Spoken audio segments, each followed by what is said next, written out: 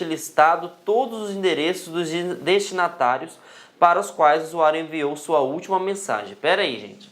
O cara criou um e-mail novo, né, no provedor de e-mail, e nele serão automaticamente listados todos os endereços dos destinatários para os quais o usuário enviou a sua última mensagem? Não, né, gente? Tem nada a ver. Ele não vai listar todos os endereços dos destinatários, tá? E ainda mais só na sua última mensagem?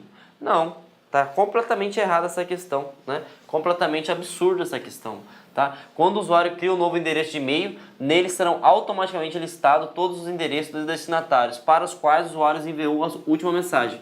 Completamente errado aqui, ó, tá? Ele não mostra essas informações da última mensagem, beleza? Então, letra B. Mensagens recebidas poderão ser encaminhadas a outros destinatários. Opa, tá correto. Aí é que vem a CESP, né? Sendo, nesse caso, automaticamente copiadas para os remetentes originais. O que ele está querendo falar aqui? Que você recebeu um e-mail, né? E você vai encaminhar para outra pessoa. Só que só pode ser encaminhado se a outra pessoa estiver dentro do e-mail. Não, falso. Você pode pegar o corpo do texto, né? Que nem o exemplo que eu dei do meu chefe, e você encaminhar para uma outra pessoa. Então, essa aqui ele está o quê? Errada. Letra C. Ao se responder uma mensagem de correio eletrônico, utilizando a opção responder a todos, né?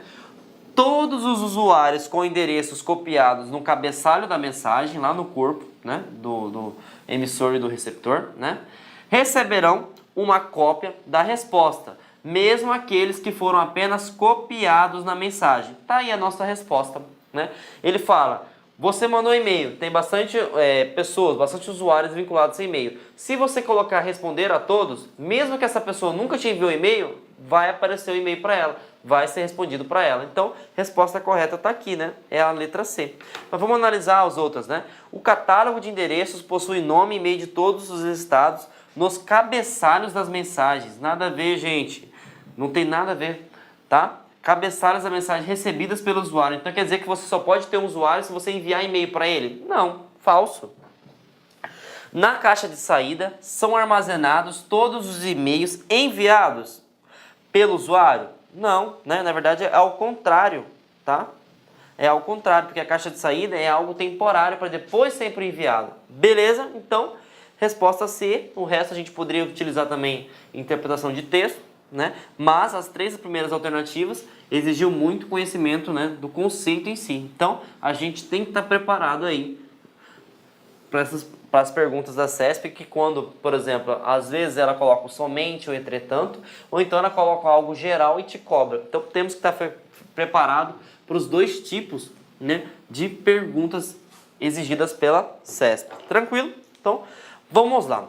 Eu separei para vocês alguns assuntos importantes que estão sendo cobrados, principalmente a CESP, né? Que a gente percebeu que a CESP, nos últimos 2 anos, aí 2015, 2016, ela pegou muito concurso para ser feito, tá? Então, tem muitas questões, né? E ela está variando agora, né? Ela não está criando uma linha de raciocínio. Quando você pensa que pegou o feeling, né? Que você pegou um macete, um rascunho, um esboço do que ela está cobrando nos concursos, ela vai lá e muda. Então a gente tem que estar preparado para tudo. Beleza? Então, primeira coisa que a gente tem que estar preparado é o seguinte. Se tratando de assunto de correio eletrônico, tá? Nunca você pode anexar arquivos executáveis. Professor, o que são arquivos executáveis? Nós vimos nas aulas lá, nas primeiras aulas, né? Em sistema operacional. Arquivo executável é um arquivo que permite você instalar, né, ou executar alguma coisa, né? O principal, o que eles estão cobrando? .exe. Na hora que cair na prova alguma coisa, alguma referência que faz .exe, se pode ser anexado em e-mail, independente se é Thunderbird, se é Mozilla, se é webmail, falso. Os provedores de serviço, seja webmail, seja cliente e-mail, não permite que você anexe, tá? Arquivos do tipo .exe. Pode cair, mas eu particularmente eu não vi até o momento, .bat, né, que também é um arquivo executável. Mas o mais comum em cair, se cair, é .exe. Beleza? Outra coisa, não é possível imprimir todos os e-mails de uma única vez. Então o que ele está perguntando aqui, tá? Vamos supor que você tem a caixa de entrada, né? E aí Vamos supor que essa caixa de entrada seja de um órgão que você esteja vinculado, por uma auditoria ou uma fiscalização do órgão, foi solicitado que todos os e-mails enviados teriam que ser o quê? Impressos, para modo de garantia, enfim. E aí a pergunta da CESP, por exemplo, para que eu não tenha um retrabalho, eu posso selecionar tudo de uma vez e imprimir? Verdadeiro ou falso? Gente, falso, tá? Infelizmente vai ter que abrir e-mail por e-mail para poder imprimir. Beleza? Bom, se for anexar várias pastas, tá? O que você tem que fazer? Você tem que compactar. Você tem que colocar no arquivo .zip. A gente viu o que seria compactar? Você comprimir, diminuir o tamanho.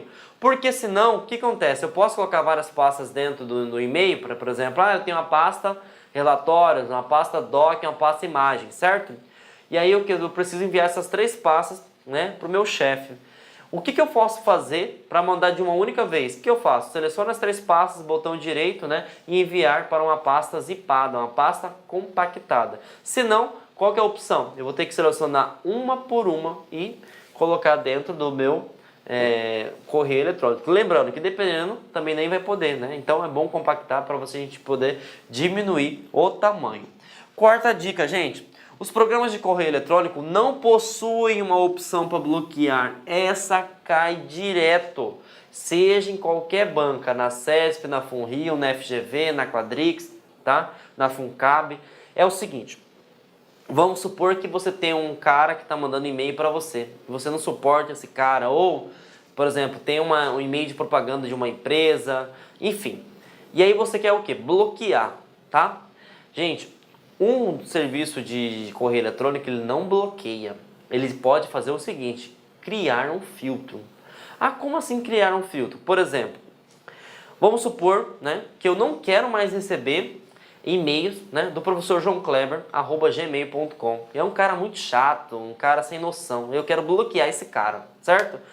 Por exemplo, se cair na prova de concurso público, eu posso bloquear o e-mail do professor João Kleber, @gmail.com? Falso.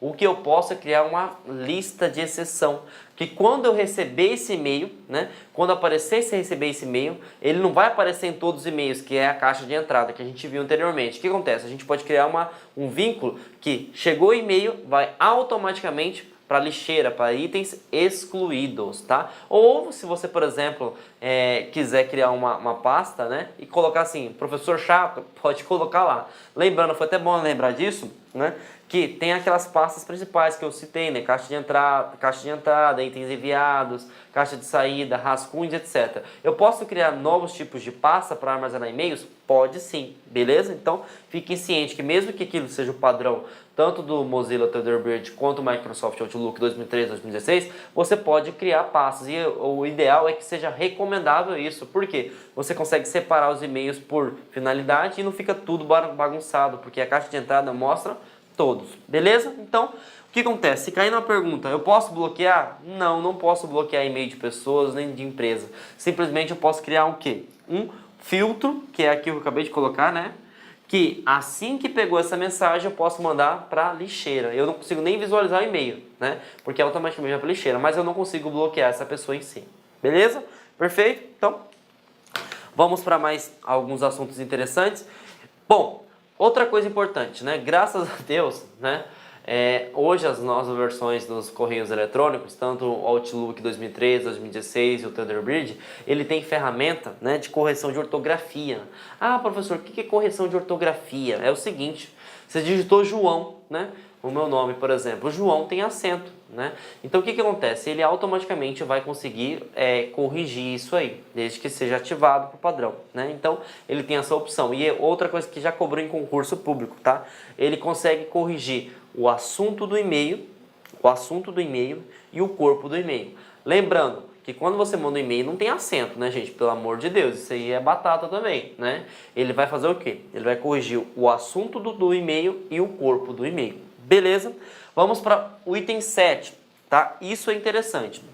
Eu falei para vocês que os itens excluídos, também chamados de lixo eletrônico não, da lixeira, dependendo da ferramenta que você esteja utilizando, ele seria, né, um local temporário, se você, por exemplo, removeu acidentalmente, para você poder recuperar esse arquivo, correto? É o seguinte, né? Aí seria mais aprofundado. Já caiu, né? Em prova perguntando o seguinte: uma vez que eu excluí, né? Vou até mostrar para vocês essa questão porque é bem interessante, né? Uma vez que eu excluí, eu esvaziei o arquivo de dentro do itens excluídos. Eu consigo recuperar esse arquivo? Consegue, gente, tá? Por quê? Hoje os sistemas estão tão inteligentes que sabe que a gente acidentalmente vai excluindo os itens excluídos. Por quê? Assim como a lixeira, ele ocupa espaço. Então o que a gente faz? Se o e-mail a gente não está recebendo mais e-mail, porque acontece o seguinte: cada caixa postal tem um limite, certo?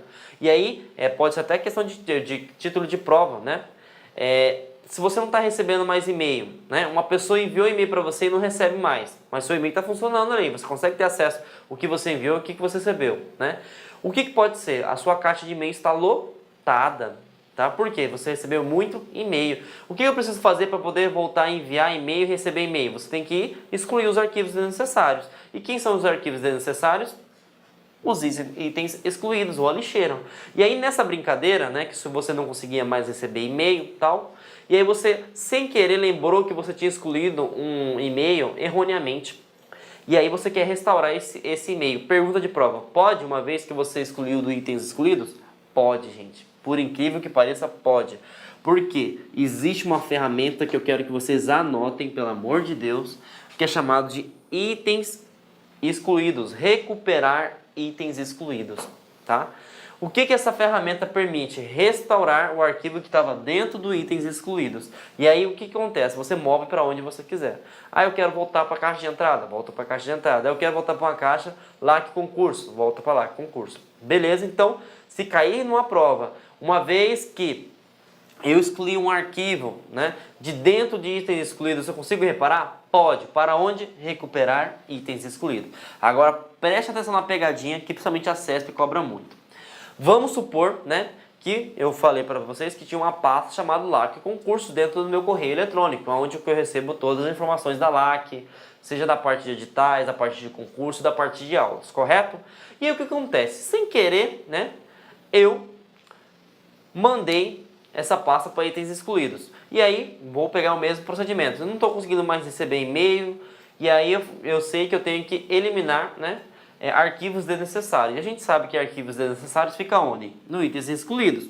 Aí eu fui lá, né, nos itens excluídos e limpei os itens excluídos. Pergunta de prova: uma vez que eu excluí uma pasta, eu excluí uma pasta, né, independente da pasta, se for padrão do Outlook ou do Thunderbird, ou se for uma pasta que você criou, eu consigo restaurar, recuperar? Falso, gente, tá? Pastas não é permitido que você recupere, somente arquivos. Então essa é uma dica valiosa, tá? Então uma vez que você excluiu itens que constavam no itens excluídos, você consegue recuperar ainda. Agora, uma vez que você excluiu uma pasta, né, você não consegue, né, voltar essa pasta. Tá? Aí tem gente que tem dúvida: o que seria essa pasta, professor? Uma pasta que nem a ideia, né, do Windows Explorer, né, no sistema operacional. É onde vai estar conter todos os e-mails para determinado. Aí você pode colocar por determinada finalidade, por setor, por objetivo, enfim. É uma organização mais objetiva, mais rápida, mais prática. Beleza? Então, pasta, uma vez que você excluiu de dentro de itens excluídos, você não consegue restaurar. Arquivos, sim, você consegue restaurar na opção recuperar itens excluídos. Beleza? Então, vamos adiante, respondendo uma questãozinha, né? Essa foi da Defensoria Pública da União para o cargo de agente e vai cobrar justamente o que eu acabei de falar, quer ver? Com relação ao sistema operacional Windows 7 e ao Microsoft Office 2013, julguem o item seguir. No Microsoft Outlook 2013, desde que configurado adequadamente, o e-mail excluído acidentalmente, né, que é o mais comum que acontece, o e-mail excluído acidentalmente, pode ser recuperado. Pode ser recuperado. Verdadeiro até então. Ótimo. Mesmo depois de a pasta itens excluídos ter sido esvaziado. Então essa questão é a questão que vai fazer você passar no concurso público.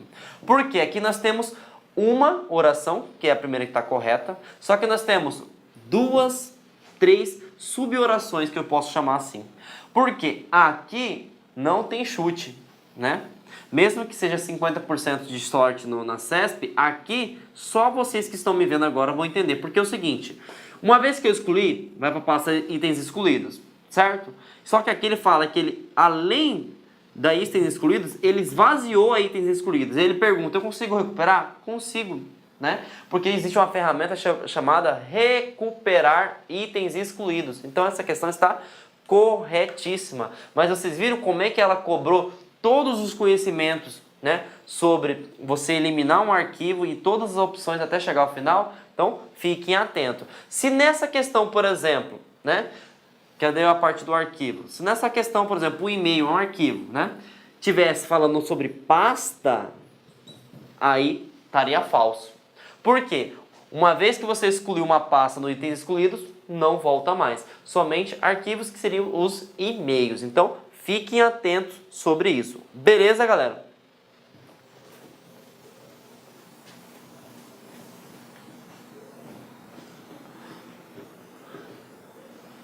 Vamos para mais uma questão, tá? Essa questão é do TCU, né? A banca realizadora foi o CESP, né, para o ano de 2015, por cargo de técnico. Ele pergunta o seguinte: com relação ao programa de navegação Mozilla Firefox e ao programa de correio eletrônico Mozilla Thunderbird, julgue os itens subsequentes. No Mozilla Thunderbird, o recurso bloquear usuário disponível no menu editar tem a finalidade de criar um filtro para impedir o recebimento de mensagens indesejadas. E também realizar o bloqueio daquelas pessoas que enviem, que não faça parte da lista de contatos de usuário. Gente, essa questão ela não está errada, ela está muito errada mesmo, tá? Nas duas primeiras linhas já consigo entender o seguinte, que não tem um recurso bloquear o usuário, certo?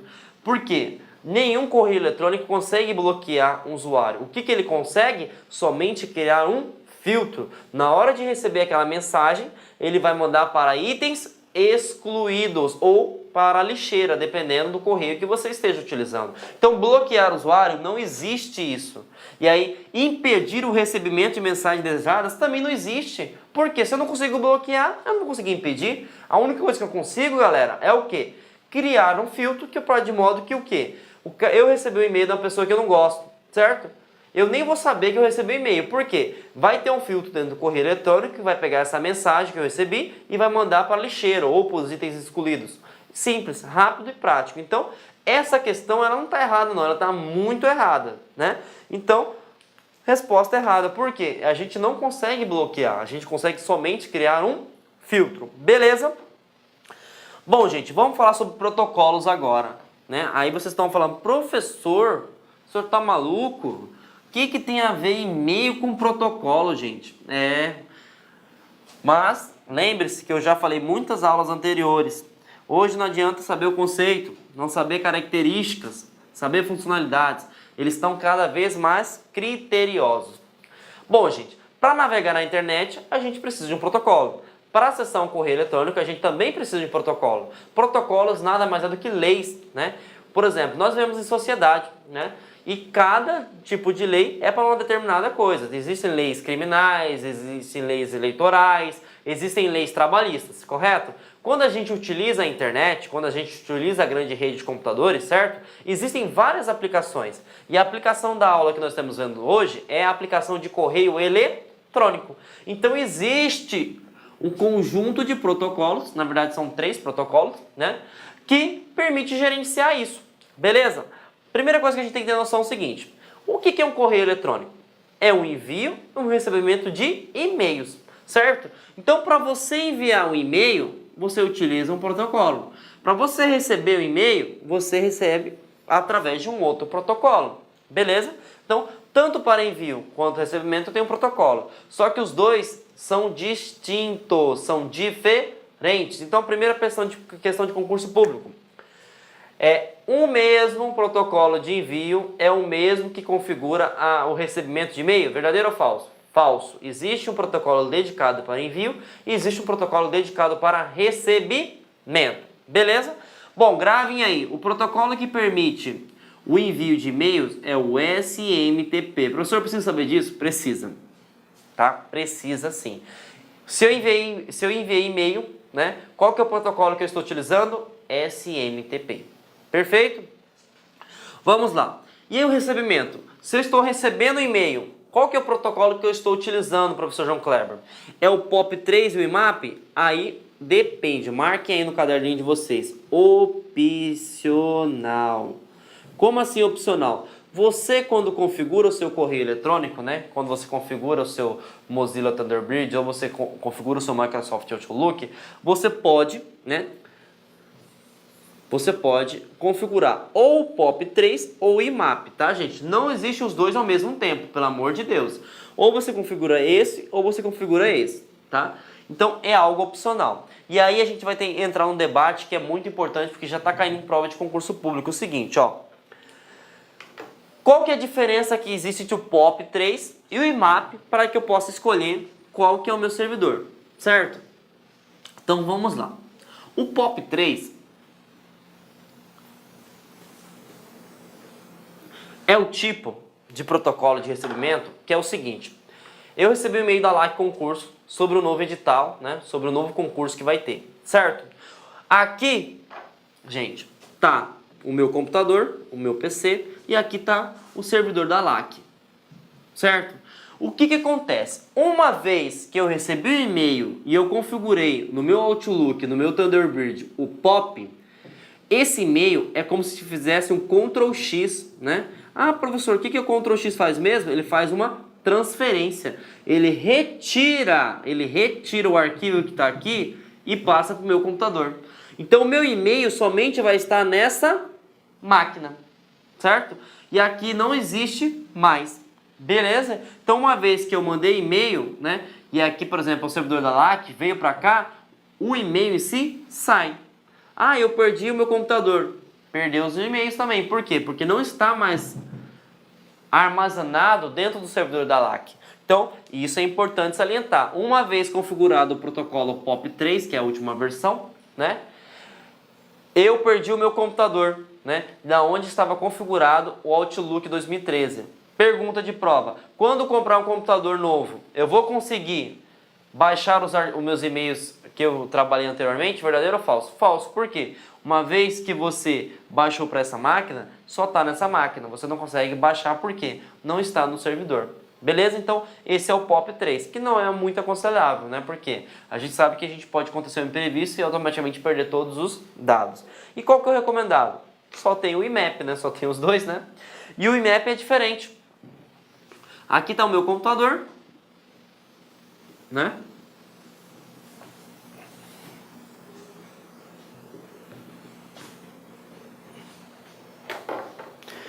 Aqui está o servidor da LAC, né? E o que acontece? Aqui está o meu computador. Aqui eu consigo, primeiro, posso gerenciar por vários aparelhos, né? Por exemplo, posso estar configurado o computador, eu posso estar configurado o notebook, celular, enfim. E aí eu posso ter acesso aos e-mails, porque ele fica armazenado aqui, dentro do servidor da LAC. Ah, eu perdi meu computador, perdi todos os meus arquivos? Não, você tem armazenado no servidor. Então aqui, para você facilitar a vida sua no concurso público, lembra do Ctrl C e do Ctrl V. Como assim? Eu faço uma cópia nessa máquina, eu faço uma cópia nessa máquina, mas fica uma cópia aqui dentro. Então, se eu perder esses dois computadores, se eu criar um novo computador, não, gente. Se eu adquirir um novo computador, eu não vou perder os meus arquivos, porque ele fica armazenado dentro do servidor. Então, por exemplo, poderia cair na questão de prova de concurso público o seguinte, né? Uma vez que você assumiu o seu cargo público, né? Se Deus quiser, né? Eu quero utilizar que tipo de configuração? Qual que é a configuração recomendável para o órgão público? Utilizar o recebimento POP3 ou IMAP? É com certeza o IMAP. Por quê? A gente não sabe o que pode acontecer amanhã com a nossa máquina. Se essa máquina queimar, eu perco todos os meus arquivos. Ainda mais em um órgão público que está cabível de auditoria. Né, gente? Então, o IMAP ele é recomendável por causa disso. Beleza? Então, vamos responder uma questãozinha. Deixa eu apagar aqui.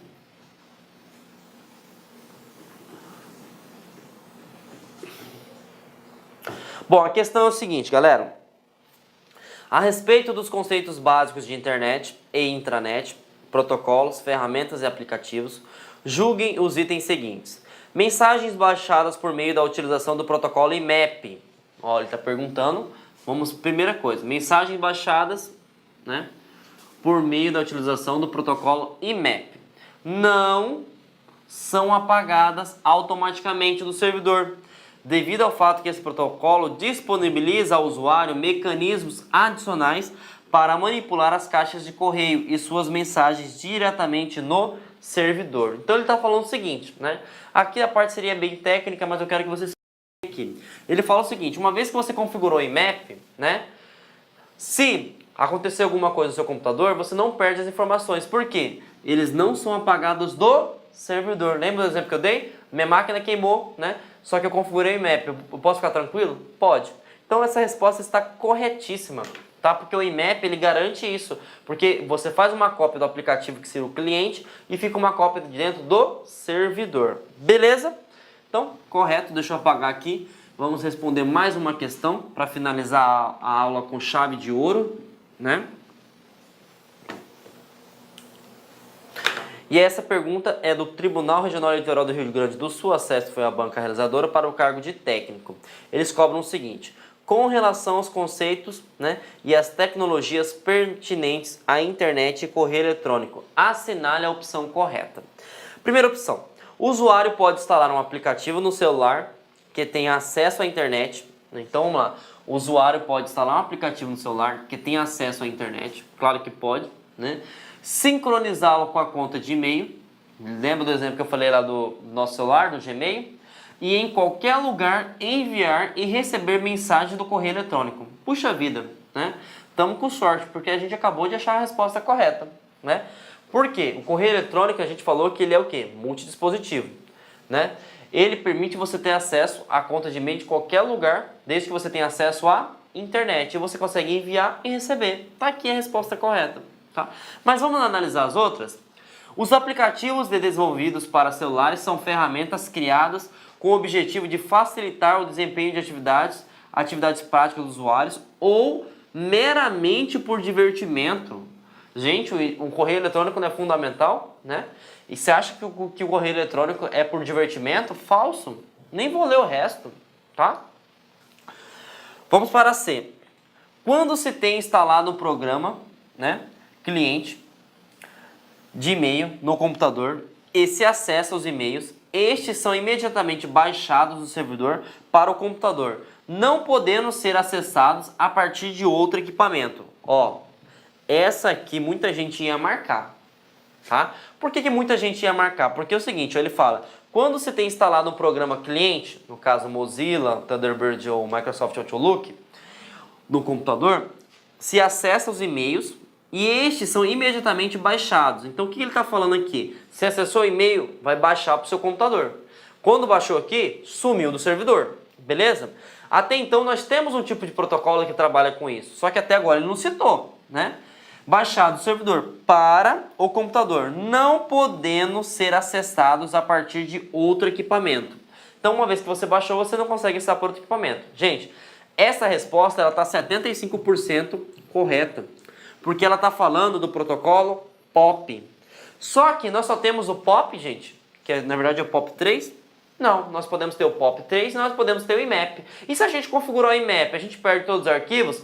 Verdadeiro ou falso? Não, porque o IMAP ele só cria uma cópia e aqui ele generalizou. Então, olha como é que a CESP está cruel, gente. Então, errado a ser. Tá? Errado a ser. Por quê? Não pode se generalizar. Então, aqui tem 75% correto. Vamos para D. A conexão da internet, né, mediante a tecnologia wireless, limita o acesso a conteúdos. Pelo amor de Deus, né, gente? Limita o acesso. O wireless sempre vai ser mais lento do que cabo. Por quê? Porque ela sofre interferência do ar, do vento, né? Mas que vai limitar, aí é demais. Então, errado também, né? E, ao se anexar um arquivo de imagem, como por exemplo um arquivo com a extensão JPG, né, a uma mensagem de e-mail, é necessário certificar-se de que o destinatário possua o programa Punch do Microsoft Windows 7. Gente, primeiro, eu não falei que o correio eletrônico não é multiplataforma? O cara nem pode estar usando o Windows. O cara pode estar usando o iOS, o cara pode estar utilizando Android. Então, Gente, essa questão aqui tá... Essa alternativa, ela tá muito errada, né? Por quê? Primeiro que eu posso declarar o Windows 7 como sistema operacional padrão de todo mundo? Não. Segundo o Paint, editor de imagem, o editor mais básico que existe? Falso. Então essa está errada, né? E aí a resposta, como eu citei no início, é A, né? Mas a gente fez a interpretação só para vocês compreenderem o que a gente precisa analisar. Beleza, gente? Chegamos ao fim de mais uma aula, né? Espero que vocês tenham gostado, né? Assim como todas as aulas, eu peço que vocês avaliem a nossa aula, né? Coloquem pontos de melhoria, né? E assim como eu falo em todas as aulas, vejam a aula 1, 2, 3, 4, 5 vezes e alinhem a parte teórica com a parte prática. Como, professor? Respondendo questões, tá? Tenham uma ótima semana e até mais, galera! Clique lá